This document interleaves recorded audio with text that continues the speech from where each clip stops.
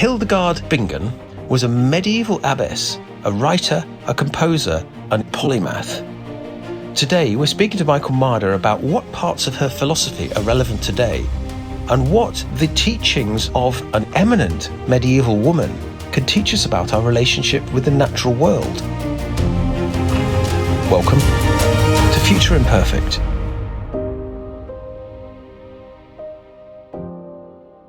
My name is Michael Marder, and I'm Iker Basque Research Professor in Philosophy at the University of the Basque Country, Vitoria-Gasteiz, Spain.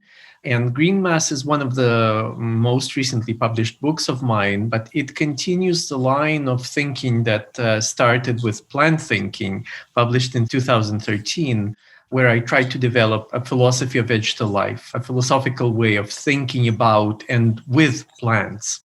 Now, you're going to have to expand on that because I'm desperately trying to think about the philosophy of plants, and I am right now struggling a little bit. So would you help me with what you mean? Yes, and you are not alone in that, Jason. I think that most of the tradition of Western metaphysics, of Western philosophy, ever since Plato, is struggling to think philosophically about plants. And I think that for me, this was one of the most interesting challenges for undertaking this sort of work, because plants have been really sidelined in the history of Western philosophy, at least.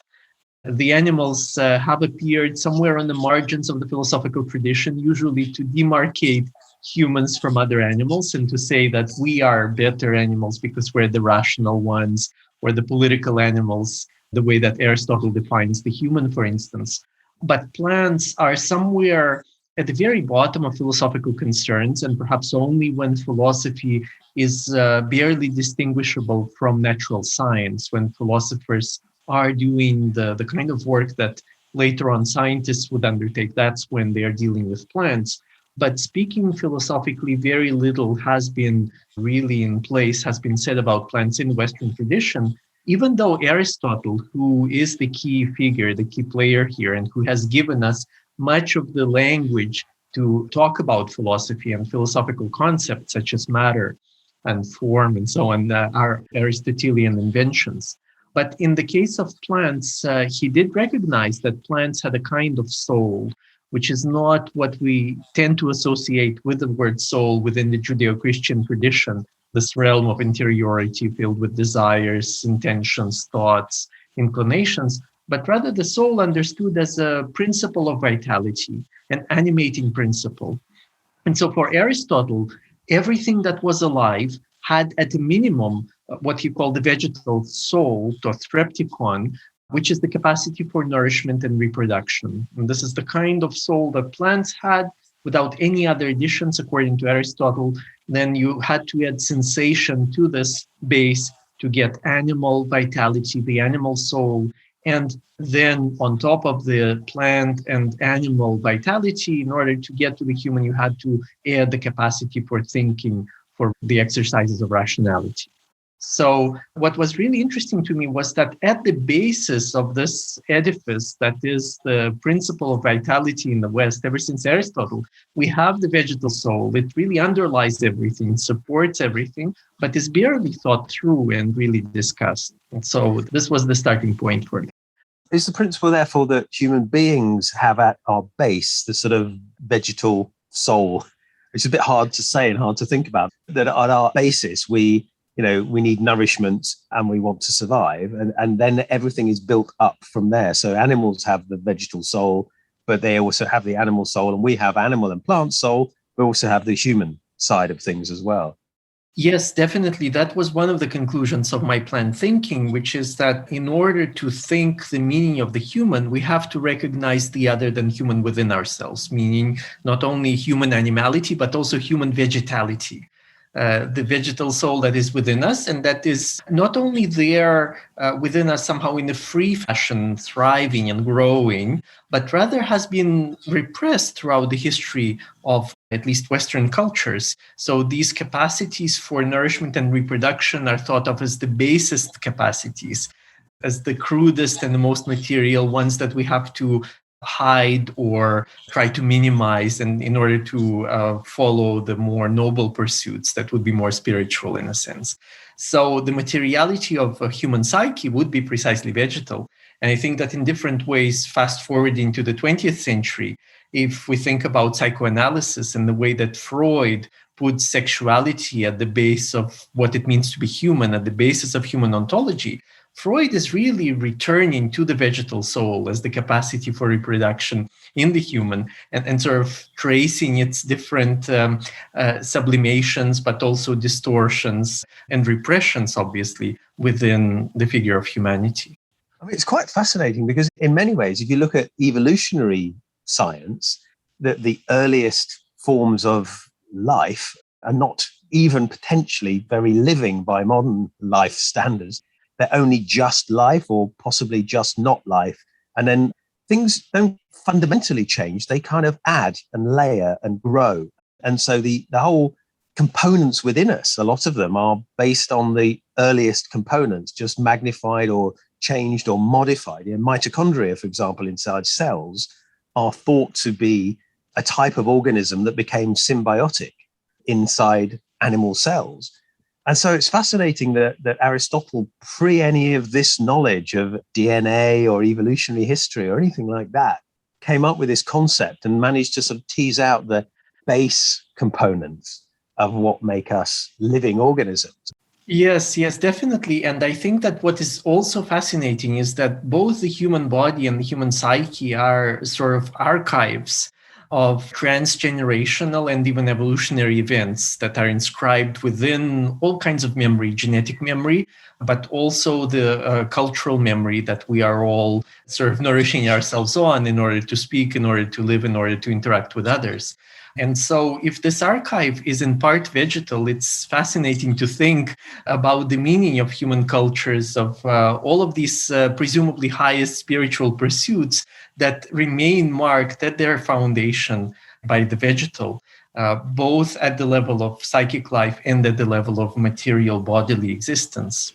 So, I mean, people would probably get upset if you said your cousin was a cabbage, but in many ways, it's actually fundamentally true that we do have ancestors, ancient ancestors of cabbages, as our ancient ancestors as well.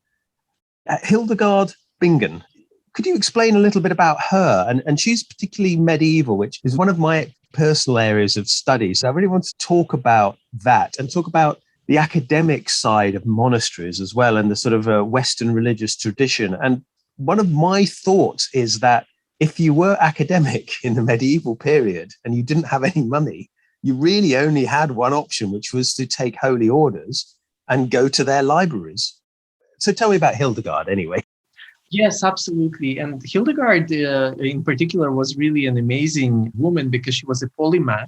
She contributed to all kinds of areas of intellectual pursuit, scientific activity. She had a book titled Physica, which is a kind of catalog of plants, animals, and even minerals, stones, based on their medicinal properties, based on their spiritual belonging, and so on. She also invented her own language called the unknown language, lingua ignota. What period in the medieval are we talking about? The 12th century.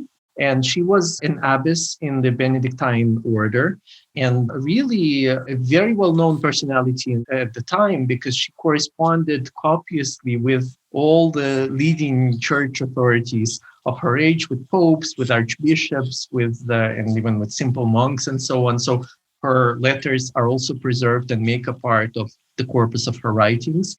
She composed church music, liturgical music as well, and music was much more than just music for her. It was not just instrumental music. She had whole philosophy or theory of music as a kind of cosmological force, as an expression of the resonances or reverberations of different kinds of existence.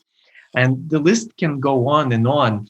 But you're absolutely right that at the time, this was the replacement or the next best thing to an academic career. So Hildegard was probably the first woman in the history of Europe to have given extensive lecturing tours or sermons throughout what is now Germany and the surrounding areas, because people just flocked to listen to her. She was very well known at the time. But at the same time, she did not present herself as an academic. She did not present herself as an expert. In fact, in many of her letters, she says, I'm a poor illiterate woman. I mean, here is someone who is a polymath, who invents her own language, writes music, of course, claiming divine inspiration for all of these endeavors, but overtly says, this is not me speaking, this is God speaking through me, which is understandable as a position for a woman in medieval times, in medieval Europe to take, because she would not be taken literally if she were to claim her own authority. So, of course, she then presents herself as a vessel for God's word. But at the same time, I think there's more to it than just a strategic choice to present herself as a mouthpiece for God, because she, in a sense, not only writes about and thinks about plants, but she identifies with them, as it were. Just as plants are the media or the mediations between different realms, between the darkness of the soil and the airy expanses of the sky, for instance. So she herself presents herself and her own writings as the channels between the divine and the human. And she puts herself in the position of plants, not only writing about them, but also identifying with them in a sense. And you're absolutely right. The position of women in medieval Europe was, well, there were queens and empresses and things, so they were sometimes at the highest levels of nobility. But broadly speaking, it appears to be a very male-dominated era of history, particularly male-dominated, and women were often disregarded. But she seems to sort of get around that. She played this card, which was, it's not me, actually, it's God. And you can't say this is wrong. I mean, as social camouflage goes, hiding behind, the word of God is actually truly brilliant in that society. Definitely. And this has been recognized by feminist scholars who study Hildegard's work. And I definitely agree with them. But I have to repeat that I think that there's more to it than just a strategic choice in order to be taken seriously. Because she really puts herself in the place of plants. And it's a double move, actually. She identifies with plants, but at the same time, she treats plants as messengers of a higher existence, of a higher reality. Almost angelic, because this is the meaning of angelos, also in Greek, what we call angel in English. It's a messenger. It's someone who relays a message. And Hildegard is angelic in that sense. She herself is angelic. She was obviously recognized as a saint and canonized by the Catholic Church as well. But she is angelic in a much more material sense as a representative of the vegetal world, as a mouthpiece. I would say even not so much for God as for the plants and for life itself. What did you think that the plants were communicating, were saying? What was the message they were representing? Did she expand on that? Yes, definitely. The message they represented was the key concept in Hildegard's theology. And that concept in Latin is Viriditas. So I translate this term from Latin as the greening green. So there's greenness to it. You could translate it as greenness, the color green, but it has a much more active dimension as well. So it is not only green on the surface, but it greens. And so the chlorophyllic part of plant life is what for Hildegard represents the incredible capacity of finite existence to renew itself, to refresh itself. So it is not enough for existence to be created once by God, but there is a kind of constant recreation, self-recreation of existence. And obviously it permeates all living beings, this capacity, but Hildegard herself identifies plants most closely with this capacity. So the self-refreshing drive or force of existence is most obviously expressed in plants and then distributed to the rest of the living world. And this is her take on it. Would you describe her as an environmentalist at all before her time? Was maintaining and improving the natural world anything to do with her philosophy, or was it more observing? Yes, definitely. She didn't want to agree to the idea that humanity was simply placed in the driver's seat, as it were, of creation by God and could decide what to do with the rest of the living world. So the Thomist kind of metaphysics was very far from what she was striving toward. And the idea was that humans had to learn not only to respect other forms of existence, but to also learn from them.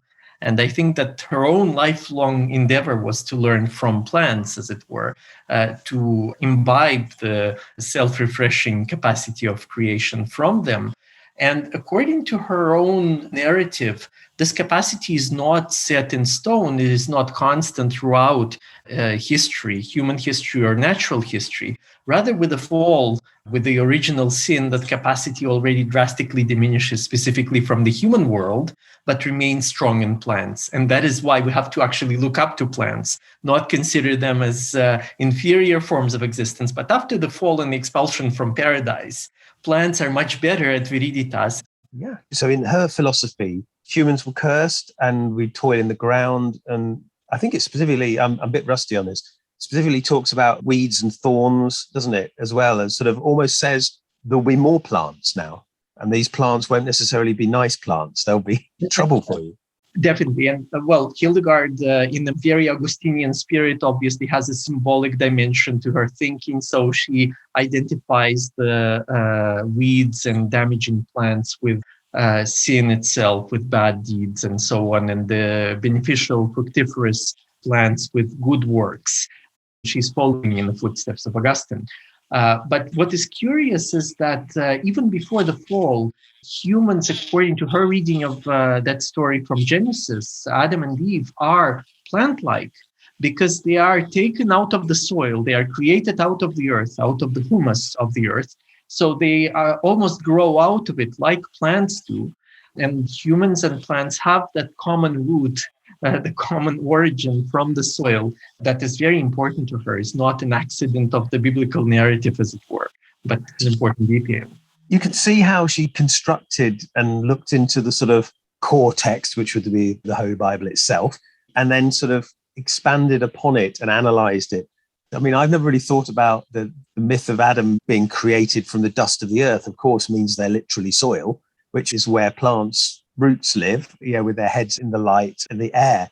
You can see how attractive it must have been as a set of ideas to explore for somebody who was interested in this area. Yes, definitely. And then to add to this, Hildegard created a kind of drama of theological existence between two poles, so that Viriditas was one of those poles, and the other pole was what she called ariditas, which we could translate as aridness or dryness in English.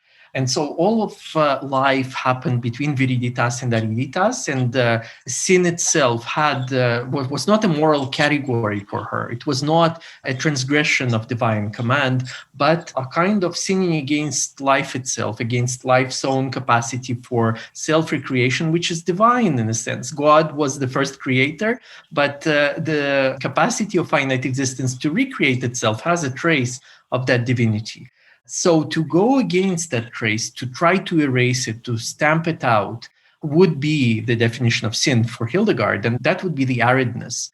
So you can see how what we would now call environmental terms frame and structure her whole thinking of life between the two poles of Ariditas and Viriditas. We could say between the growing desert of Ariditas and the Viriditas of forests, right? And what is done to the forests with deforestation and so on, and the growing desert at the geophysical scale would be a reflection of theological realities according to the Hildegardian scheme of things. So in many ways, she was an environmentalist because she would see the disregard and the destruction of the natural world as a sin against God, for want of a better term, and the encouragement of bounteous and healthy plant life as a good thing to do. What do you think she would think of today's world now if she was brought forward, 900 years from where she was? I mean, forget the technology side of it, but what do you think she would perceive as us doing wrong, or what would we be doing right as well?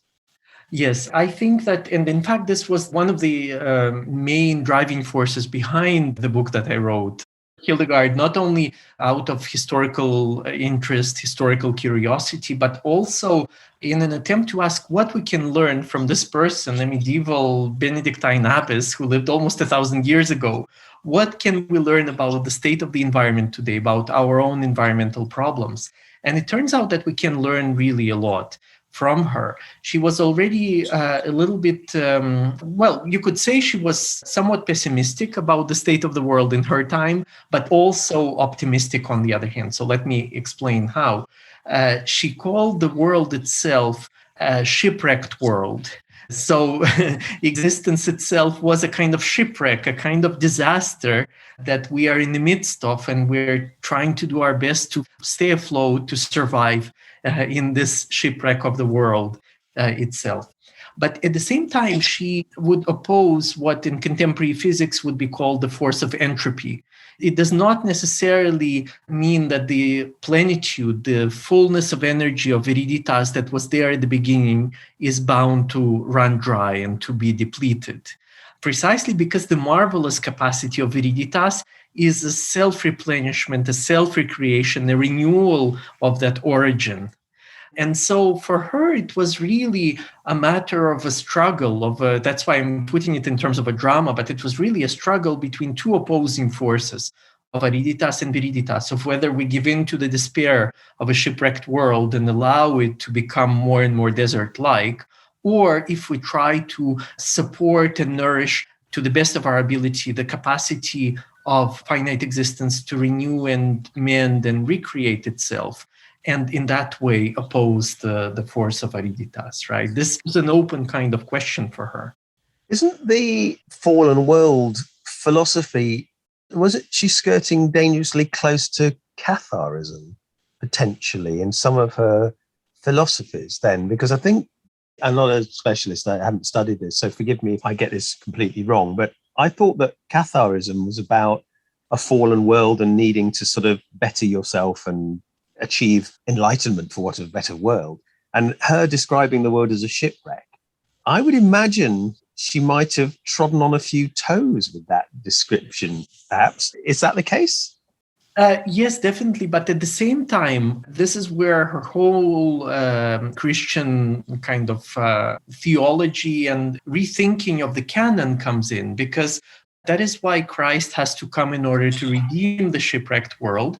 And the figure of Christ does not escape the impetus of vegetalization. So the incredible thing that Hildegard does, and that attracted me in the first place also to her work, is that she vegetalizes the whole Judeo-Christian canon, associating different saints and even the Holy Spirit and the Virgin Mary and Jesus with different plants and parts of plants. So this seemingly monolithic canon is set in motion, starts growing, but also potentially decaying, thanks to her efforts. And that is why, for her, in her own terms, I would say, Jesus has to come in order to redeem the very capacity of Viriditas, the very capacity of existence to have a future, to give itself a future, to recreate itself beyond its finite limitations. And just to give you an example, in her hymns, collected in a book titled Symphonia, she associates Jesus with a brilliant flower that blossoms on the greenest branch, which is the Holy Mary, right? So Mary is the greenest branch and Jesus is a flower blossoming on it. And together they imbue Viriditas with a fresh drive to continue to go on to resist the entropic force of Viriditas. So would she be, I mean, she sounds like she is an interesting subject of study for feminist positions, because if she's likening Mary to the branch upon which the flower of Jesus, you could argue that the branch is much more important than the flower, which is an interestingly, arguably, potentially dangerous thing for her to have suggested at the time. Did she get into trouble at all?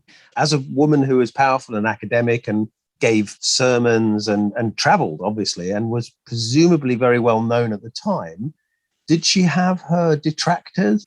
Well, she did get in trouble, but for other things, I think that the playful subversions and reversals of gender roles, for instance, that are present in her work, were not really noticed at the time, or perhaps were overlooked, because what she did get into trouble for instance, is for burying a heretic on the grounds of her abbey.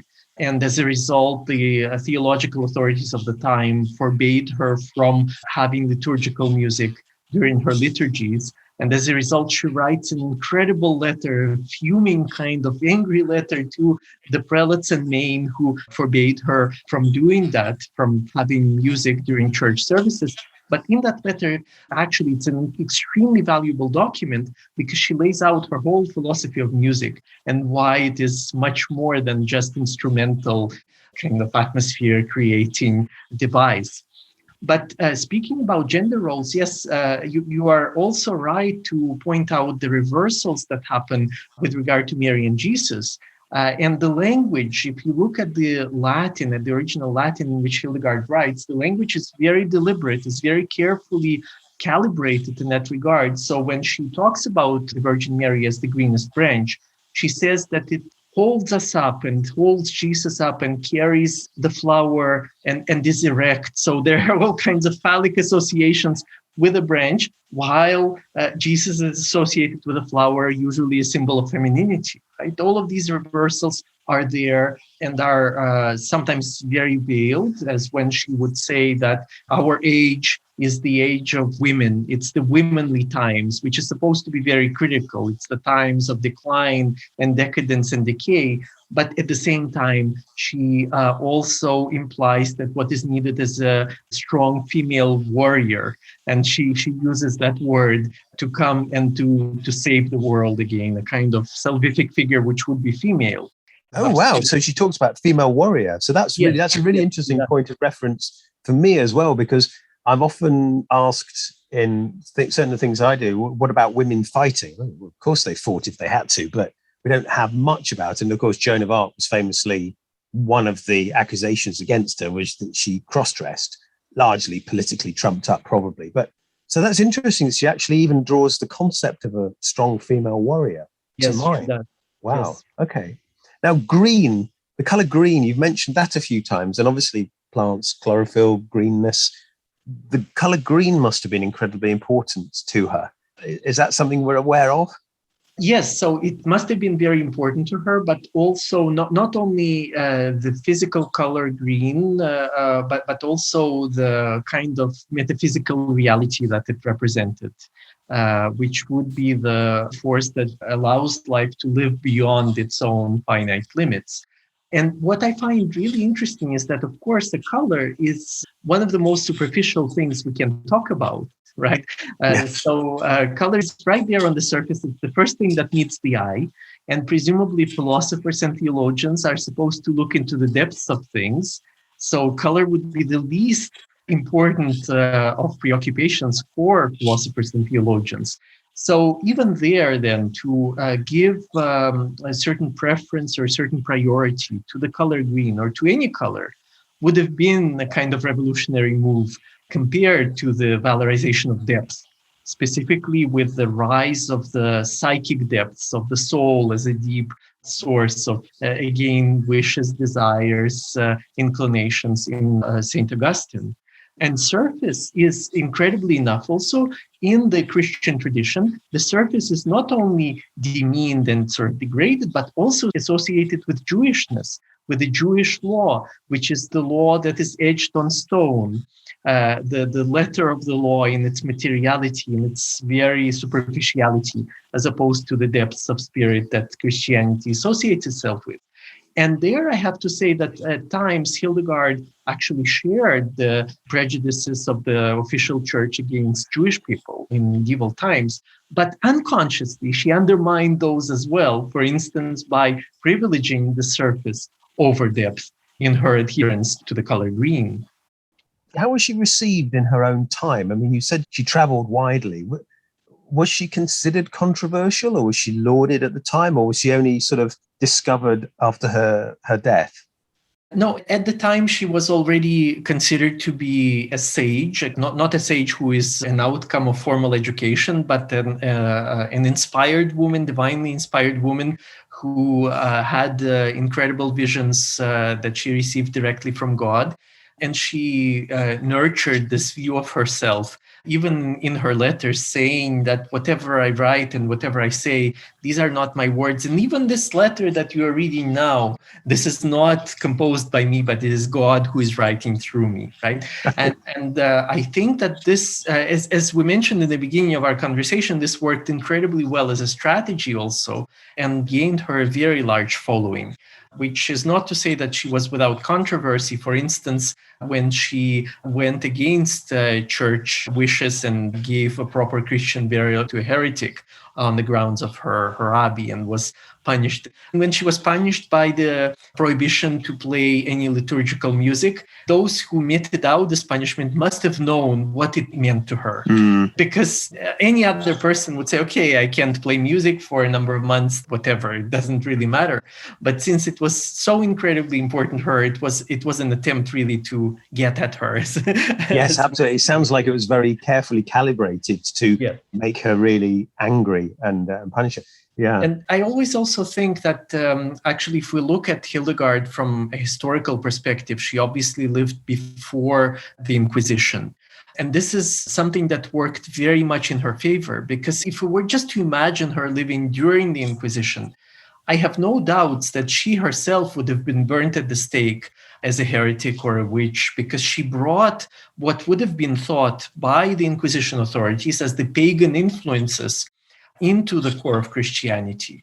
So to liken the Son of God to a flower and the Holy Virgin to a branch would not have been looked very kindly upon by Inquisition authorities. Were her writings suppressed at all by the church during that period in history? Were they sort of ignored, and then was it discovered more recently? Yes, they were ignored, and actually she was raised to the status of the doctors of the church, the kind of highest status beyond sainthood, the status of the sages, as it were, of the church, only in 2012 by Pope Benedict XVI, who of course came from the same Benedictine order as her, and whose own theological program would have been quite different from Hildegard's, but nonetheless, he was the one who bestowed upon her the status of the doctor of the church, only in 2012. So very recently, so her work has been fully appreciated by the top bosses of the church, only very, very recently. What do you think her teachings can help us learn about the future? Do you think there's anything that we can build on philosophically for protecting the environment or anything like that? Yes, I think we can really take a lot with us into the future. First of all, the kind of move that vegetalizes realities that seem to be immutable, like Western metaphysics, where perfect being is precisely what does not change, what does neither grows nor decays. And once we introduce the vegetal element into this fictional reality, things start looking very differently from then on. This is what I tried to do with the canon of Western philosophy, and that's why I recognize the kind of kindred soul in Hildegard, who did the exact same thing almost 1,000 years ago, but with regard to the theological tradition in the West. So I think that what we can learn from her is this kind of move of jump-starting vegetal processes is what can get us back to the otherwise stalled processes of metamorphosis and metabolism at the micro level, but also at the planetary level. So we could say that many of the environmental problems today are problems of a stalled metabolism, planetary metabolism. Things are not rotting. It's as if Western metaphysics is not just a set of ideas. It has created the reality that we live in, where certain materials exist that are not decomposable, that are not biodegradable, like plastic, that of course it does decompose, but after 500 years, and for 500 years, it just breaks down into smaller and smaller components called microplastics. Or nuclear waste, spent nuclear energy that takes hundreds of thousands of years at times to lose its charge and to decay. So the ideal fantasy of Western metaphysics has been translated into the environmental nightmare that we're living in today. And so anything, any way of thinking and being in the world and acting that is attentive to and that restarts, recommences these stalled planetary metabolisms can be very helpful going forward. And I think that Hildegard's work is one of those moments. That's wonderful to think that a powerful woman in the 12th century who was arguably a bit of a maverick kind of thinker can still inform us today. And I think she'd probably be quite pleased that her work was still being referenced and talked about. Yes, definitely. And I think here we can actually return to the unknown language, because not only did she claim that her knowledge came from divine revelation, but she implied that knowledge could not be universal in a sense of being available at all times. Knowledge itself has to be seasonal. It has to obey the cycles that plants also obey, right? There's a time for revelation. And otherwise, lots of subterranean processes have to take place in order for thinking to mature, to ripen, before it can flourish out into the world. And so when she writes about her unknown language in one of the letters that she composes, she says that this language, its meaning also will be revealed one day, but not now, not yet, because this is not the right moment. This is not the right moment for the mystery that it keeps. And the unknown language had its own alphabet that Hildegard also invented, made of ignota letras or letterae, so the unknown letters. There were 23 of them, and they were, by all kinds of scholarly accounts, they were a mix of Hebrew and Greek letters, but not reproduced, only a kind of an impression that they left in the memory of Hildegard, and then kind of a mix of those rather dissimilar alphabets produced her own unknown way, the writing system. Did she write in this language, or is she talking about it sort of abstractly? She talks about it abstractly. There are a few words in it as well. And there's only one phrase that is written fully out in this language, and it's really quite unclear what the meaning of that phrase is. So there are all kinds of scholarly guesses and so on, but the phrase itself remains quite mysterious and unknown.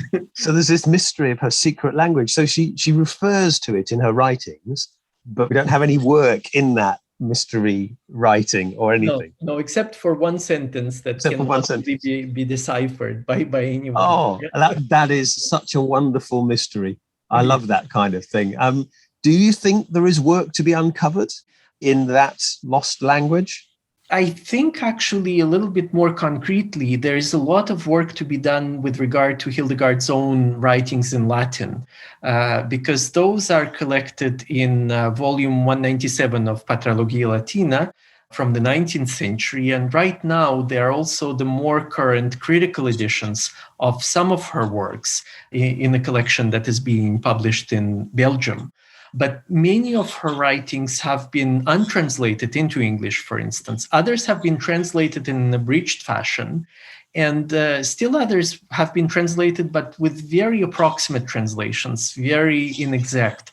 So when I was working on my book, I had no other choice but to go back to the original Latin and retranslate many of the bits myself. And so for people who are interested and curious and intellectually motivated by Hildegard's works, there is no better way than to actually go back to the Latin sources that contain lots of unexplored material, lots of treasures, really, in that sense, and then start from there.